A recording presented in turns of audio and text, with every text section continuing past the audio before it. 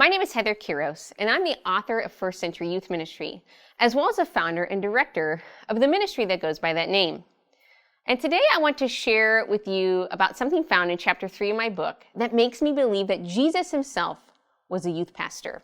Yes, I believe that the disciples, minus one, were in fact teenagers. Here's why. Most Jewish girls would start out in primary school and finish up by the age of 10.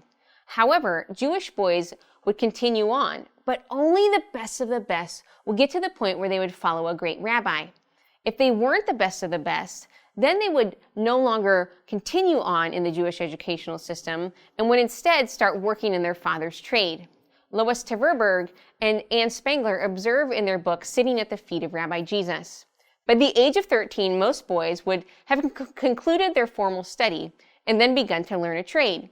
The most talented among them would have been encouraged to continue studying through their teenage years at the Bet Midrash, or the House of Interpretation, at the synagogue until they married at the age of 18 or 20. Only the most brilliant would go on to become disciples of a great rabbi. The disciples, my friends, were not old men. They weren't even middle-aged. Some may have even been teenagers. I believe this to be the case. In Matthew 17, only Peter and Jesus pay the temple tax that was required for people 20 years old and above. Even though all the disciples were present, and if all the disciples were present and were over the age of 19, Jesus would have paid the temple tax for them. Not only that, but the typical age for someone to begin following a rabbi was usually somewhere between the ages of 15 and 18. Since Jesus followed the customs and culture of his day, we can safely assume that these young men, except for Peter, were in fact teenagers. Jesus called young people to come and be like him. He called them to change the world, and he's calling young people today to go and do the same. The most elite students would approach a great rabbi and ask if they could follow him.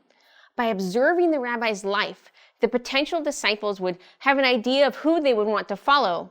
It's important to note that the rabbis were observing the students too. If a student came to a rabbi and requested to follow him, and the rabbi didn't believe the student had what it took to do so, the rabbi had every right to say no. Here's the cool thing about Jesus, though. He flips it all around. Instead of waiting for people to come to him, Jesus approaches people and asks them to follow him. In essence, Jesus says, I think you can be like me. And if you notice, Jesus doesn't go to the synagogue looking for the most elite students. He goes to the students no longer in the Jewish educational system. He goes to the dropouts, the ones who hadn't made the cut. He goes to the people who are working in their father's trade and calls them to be his disciples. It's no wonder they dropped everything to follow after Jesus. Jesus isn't looking for the brightest and the best intellectuals. He looks into the heart. We can see this in the story of God calling David to be the next king of Israel in 1 Samuel chapter 16. The prophet Samuel is told by God to go to Jesse's house and anoint a new king.